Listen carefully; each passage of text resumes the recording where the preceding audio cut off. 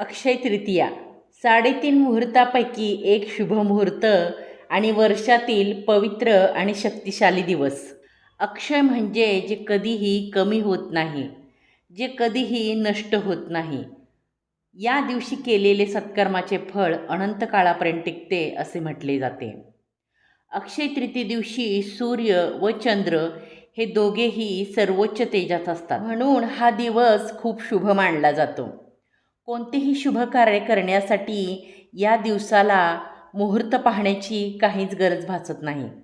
म्हणून आपण या दिवशी मुहूर्त न पाहता दिवसभरात कधीही शुभ कार्य सुरू करू शकतो. अक्षय तृतीयेला सोने आणि चांदी अशा धातूंची खरेदीही केली जाते. यामुळे अखंड असे घरामध्ये ऐश्वर आणि धनसंपदा येते असे म्हटले जाते. या दिवशी माता लक्ष्मीचे पूजन केले जाते. यामुळे घरात अखंड धनसंपदा येते अशी मान्यता आहे.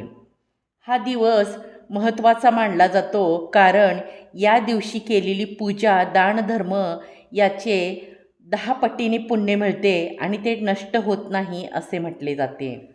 अक्षय तृतीयेला शक्य तेवढे गरजूंना दानधर्म करूयात, पूजन करूयात आणि माता लक्ष्मीचा आशीर्वाद घेऊयात. अक्षय तृतीयेच्या तुम्हाला खूप खूप शुभेच्छा.